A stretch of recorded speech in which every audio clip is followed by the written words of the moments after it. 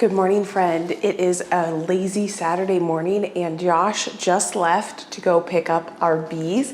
We're getting 2 nukes from a local beekeeper and I'm so excited. He spent all week getting prepared for them. He set up the hives. We'll go out there.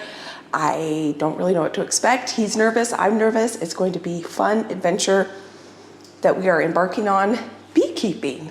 I have wanted bees for the last 9 years. Ever since I saw the video that Flow Hive put out about their hives, I have dreamed of bees. Josh and I lived in a suburban lot when we first got married, and I think that video came out then. I will link the video down below. It was so inspiring and beautiful. And now is the time. I've been waiting patiently, and I'm still not gonna be the beekeeper. Josh is gonna be the beekeeper. If it was up to me to have to learn all of the ins and outs of beekeeping, it would be a few more years before we get into it. And Josh told me that he would take this on and we are going to begin this adventure. I am here for the ride and I cannot wait to see what beekeeping has in store for us. The ups, the downs, the goods, the bads. These are the Flow Hive brooder boxes. So we purchased 2 nukes from a local beekeeper. So they're kind of the colony all set. I honestly don't know that much about it. I just know that you don't put the actual Flow Hive hive collecting system on until after they fill this box out.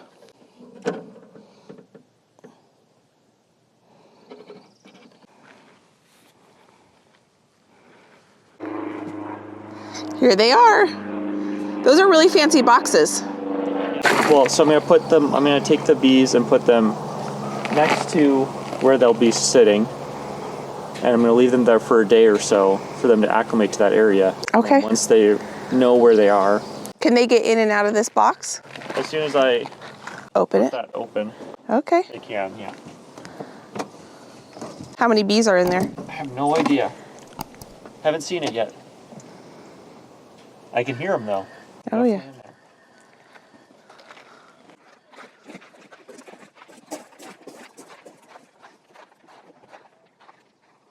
I would say there's some irritation. Oh, I'm sure.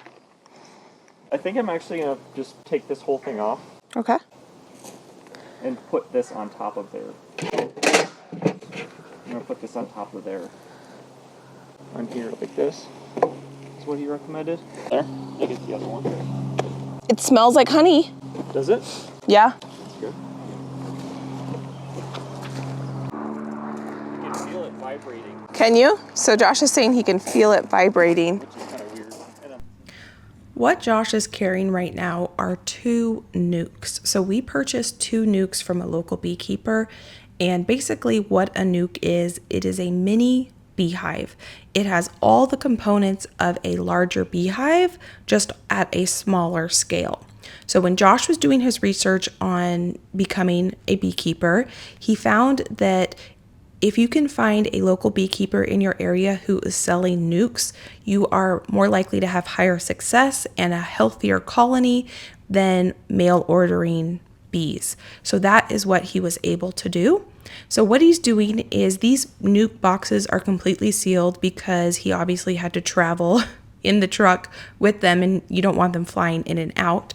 So he is now opening up the nuke boxes, which is going to let the bees come and go freely. And we're going to leave these bees in these boxes for a couple days so they get acclimated to where their new home is. And so now we are just standing here. He's opened them. He's saying that, you know, he might not have needed an entire bee suit to open them because these bees are very calm. But better safe than sorry. So we're coming up close and it doesn't take long for the bees to find the opening so they can come and go.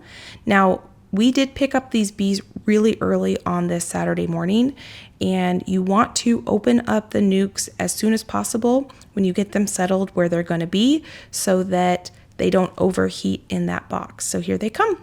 So one thing that we're noticing is how loud these bees are.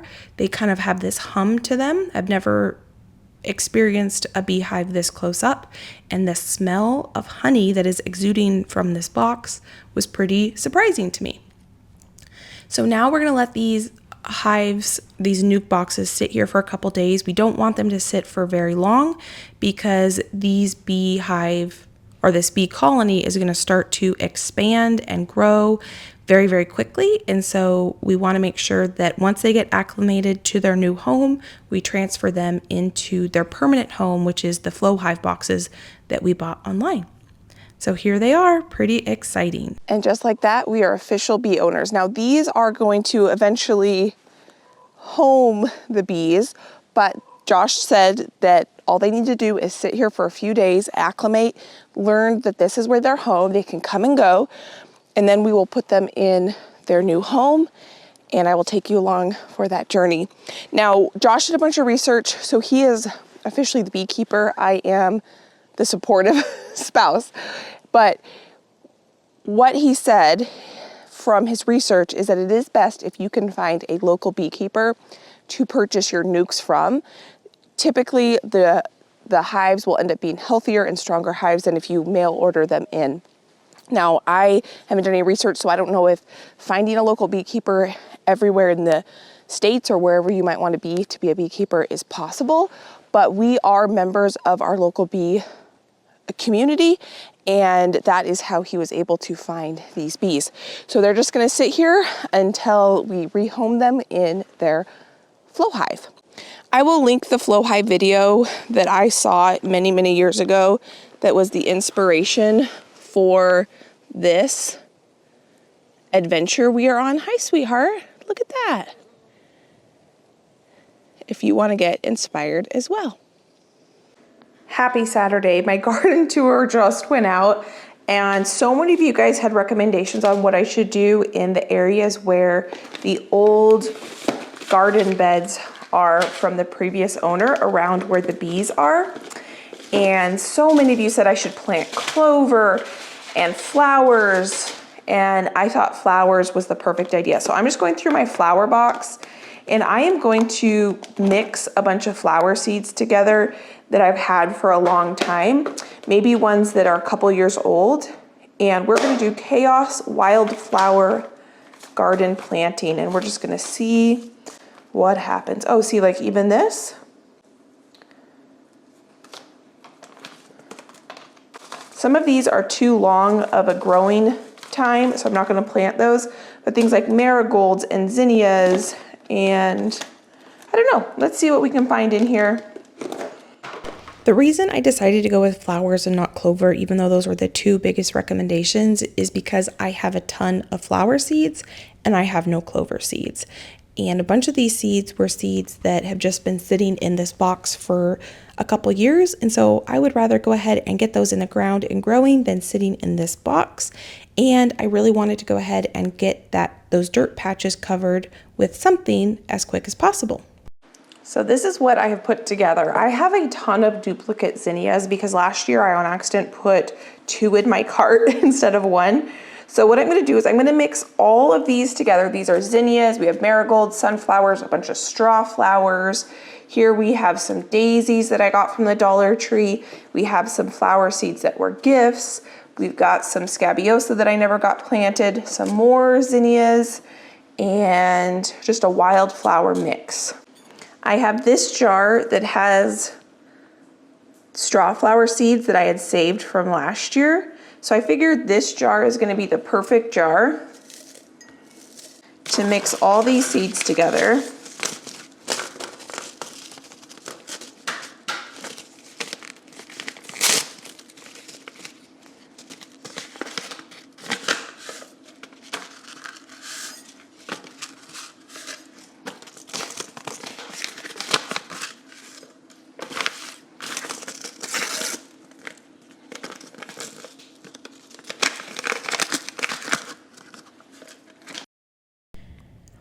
What I end up doing is opening all these seed packets, dumping them into this jar, and mixing them together.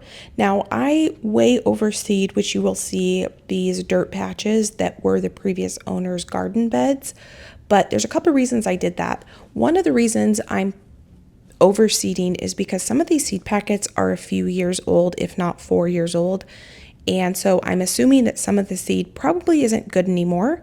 Some of the seeds are mice and birds' favorite things to eat, like these sunflower seeds. So I'm assuming some of the seed is probably going to be eaten. And these areas that I'm going to be planting these seeds, I do not have an irrigation system set up. I can hand water, but I am busy, and hand watering sometimes it does not happen. And so the majority of the watering that's going to happen for these wildflower patches that we're making is going to be from rain, and we typically don't get a lot of rain once summer hits, and so I am just going to overseed it, and then it's going to be survival of the fittest. So here is our seeds. Let's go ahead and get them planted. So I did go ahead and I kind of mixed them up in the jar so that they would be kind of random. Here is where these dirt patches are that I was originally planning on just seeding with grass. But when I mentioned that in the garden tour, many of you recommended either flowers or clover. Now, the reason I'm not doing clover is because I don't have clover seeds, and I have a lot of seeds, and I want to get these areas planted as soon as possible, because if I don't cover them with something, nature will cover them with weeds. So I figured since I had flower seeds and I'm thinking that this could be really beautiful, let's go ahead and cover them with flower seeds. So the only flower that I didn't show you that I am planting in this area is cosmos. I had a ton of cosmos seeds that I saved from last year and snapdragon seeds that I saved from last year, and I figured, hey, that wouldn't hurt if I threw that in there as well. So I'm just going to sprinkle the seeds over these dirt patches, and then I am going to, I'm stepping on these dirt patches because I kind of want some of the seed to kind of like sink into the dirt. And that was my original goal, was just to step on everything and leave it. But I decided that I wanted to go ahead and get a rake or a pitchfork and kind of work the seed into the soil a little bit. I'm not burying them. I'm not putting extra soil on top. I'm removing any big rocks, but I also don't want them just to sit right on the ground. So I'm just kind of raking them in. I don't know if this is necessary, but I figured I had the time. I might as well go ahead and try to give these flowers the best chance possible. So I'm really dreaming that this is going to be just like a beautiful chaos flower garden. Chaos gardening is kind of trending on Instagram right now, and it's basically where you just throw seeds in a garden bed or whatever it might be and you see what happens. Many of you said that I should do that in one of my raised beds, but I didn't really think about that until it was too late and I had everything planted out. So this is going to be so fun to see what happens in this area. So I do water this in really well on the day that I scattered these seeds, and then we end up getting rain for a couple days after this. So it was actually perfect timing for getting these seeds in the ground. But it did mean that it took us about 3.5 to 4 days, I don't remember the exact timeline, before we actually could transfer the frames from the nuke boxes into their final home. So on the day that we actually get to transfer the bees from the nuke boxes into their home, we go ahead and Josh gets the smoker ready, and what he's using to create smoke are actually a smoker pellet. We have a Traeger that we've had for many years. We've got lots of pellets laying around, and Josh read on a forum that this was a very easy and quick and effective way to get smoke in a bee smoker, and it makes sense because they're designed to smoke. And so it only took a little bit of lighting and we got a good smoke so that we can get into the beehives and actually transfer the frames. So Josh is getting all suited up for this because this is the first time he's actually going to be getting into the hives and inspecting the hives. And the reason he has started the little smoker is because the smoke helps calm the bees down. So when worker bees feel like they're under attack or they're under stress, they will release a pheromone that comes out next to their stinger that other bees can smell that says we're under attack. So then more bees release the pheromone, and then they can become aggressive because they feel that their home, their colony, is being under attack. And so what the smoke does is it kind of masks that pheromone so the bees can't smell it. And so it really calms the colony down. And so that, when you're working with them, they act a little less stressed out or aggressive. Now, we haven't been into these hives much, but what we have noticed about our bees so far is they seem pretty calm just in general. And so that's kind of made them a pleasure to work with. So Josh is just putting a little bit of smoke on top as he opened it. So now what he's going to be doing is transferring the frames from the nuke box into the beehive that we purchased for them. So right now, they are starting to grow and build their colony, and if we left them in this nuke box, they would quickly outgrow that box and they would potentially leave the box and need to go find another home that fits their colony. And so we need to transfer them into a bigger box so that they don't want to leave. So what Josh is removing here is a little box that the queen was housed in at one point in this nuke. So when the beekeeper split a hive to create this nuke, he put the queen bee in this little box that had a little sugar thing that was blocking the opening, and the bees ate that sugar pellet away so that the queen bee could come out. But during transportation, the queen was in that box, and the beekeeper knew that when he was selling us this nuke that the queen was in there with the rest of the hive. So there's 3 different types of bees in a hive. There's the queen bee, and she is responsible for laying all the eggs and building the colony. And then there are what are called drones, which are the male bees, and they don't actually mate with the queen that's in the hive. They go fly off and they mate with other queen bees, and then they come back to their colony. And the queen bee does keep some drone or some male bees around just in case something happens. But the majority of the bees in a hive are female worker bees. And the females are responsible for almost every single thing in the hive. They're responsible for cleaning the hive, creating the comb, creating the wax, going out and collecting the pollen, coming back and creating the honey. They're responsible for protecting the hive from predators and protecting the queen. And they kind of rule the roost basically when it comes to the beehive. And so what Josh is doing now is he is inspecting each frame as he takes them out of the nuke box and looking for the queen. Now, finding the queen is definitely a skill, and it takes time to develop that skill, knowing, are we looking at the queen, are we looking at the drone, or just spotting a queen quickly. I've definitely watched videos of beekeepers that can open it and they can find the queen pretty quickly. It did take us a little bit of time to find the queen because we are very new at this, but it's something that with time, we will get more efficient at. So Josh has this little tool and he's kind of prying the frames off the nukes. Some of them had kind of stuck together just a little bit, so he's just being very gentle and taking each frame out one at a time and inspecting each frame. And then he's transferring the frame from the nuke box into the beehive that is going to be their home.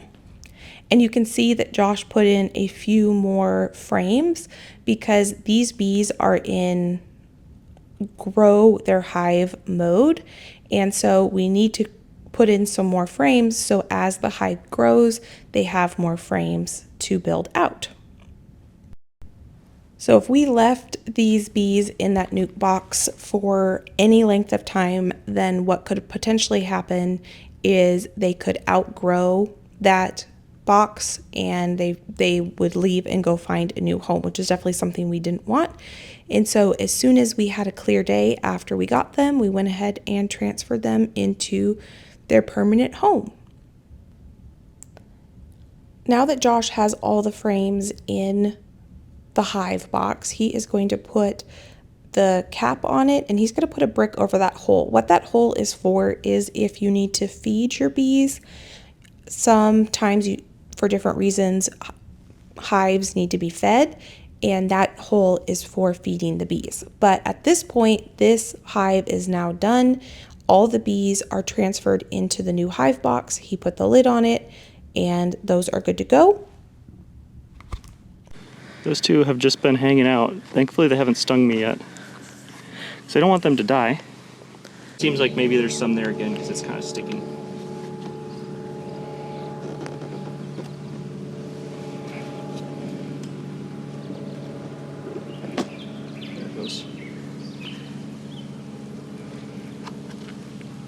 Yeah. Oh, yeah. So they definitely attach quite a bit of comb to the top there. We'll just have to shake them off when we're done. Into the new box. In a new box, I think. I mean, I think I could probably, let me get a little smoke on there first.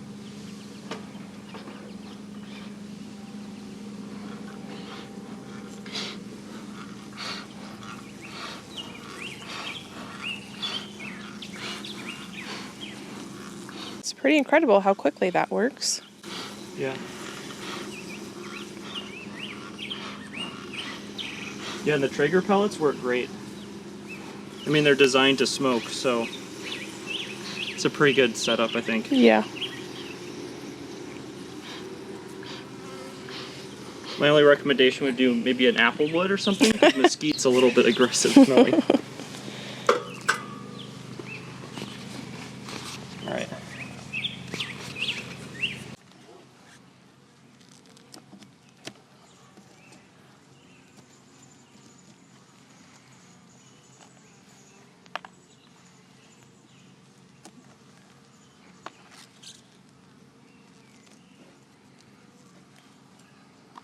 Lots of drones on this one too.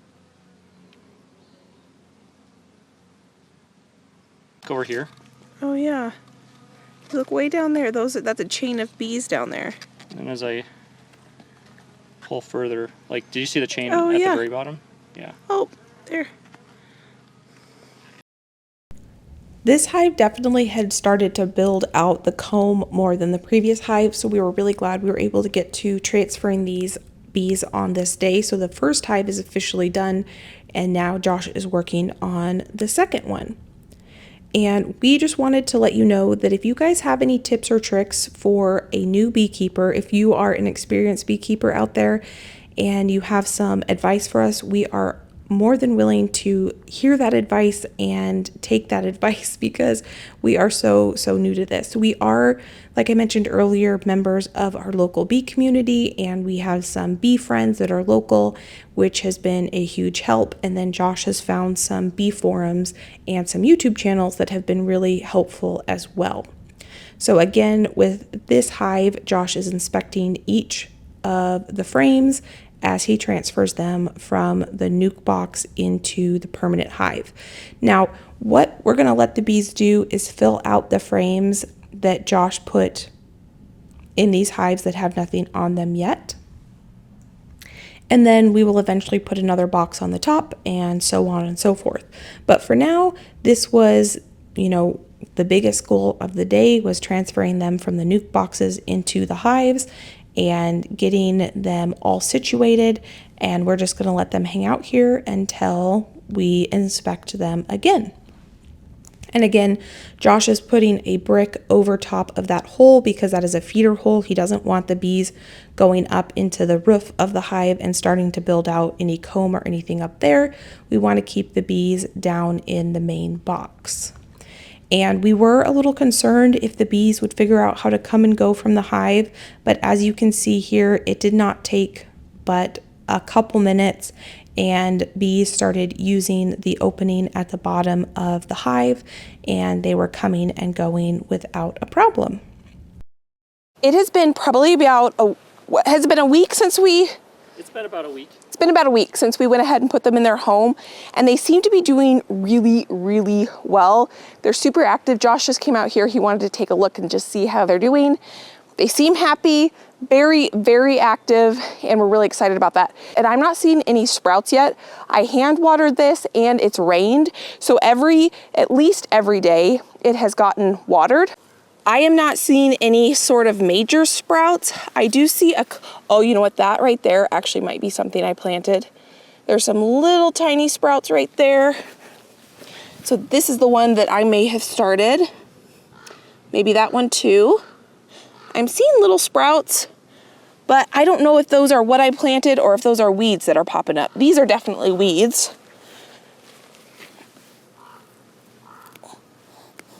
So Josh is gonna go actually work on the trim while I go back inside, I am working on making croissants right now. And so we just wanted to come out here and check the bees. I wanted to give you a little update on the flowers. There's not much to report here.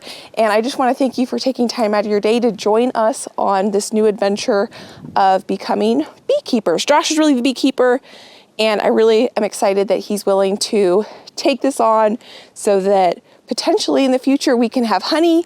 And if we don't end up getting honey this year or in the future, we're just excited to have them on the property. We see them around every day, and there's just so much joy that these little bees have been bringing to us. So we're really excited, and we appreciate the input because many of you have many years of experience and we've been listening to your input. I'm excited about the possibility of having some well, I guess they're not really wildflowers. Some of them might be, but just having a few more potential areas for flowers, for bouquet making, for my kitchen, and for me to gift to people I love and to help feed the bees. So thank you for being here. If you want to watch more of our videos, we'll put them there. You can go enjoy between now and our next upload. We'll keep you up to date on the bees, and we can't wait to see you next time. Bye, friend.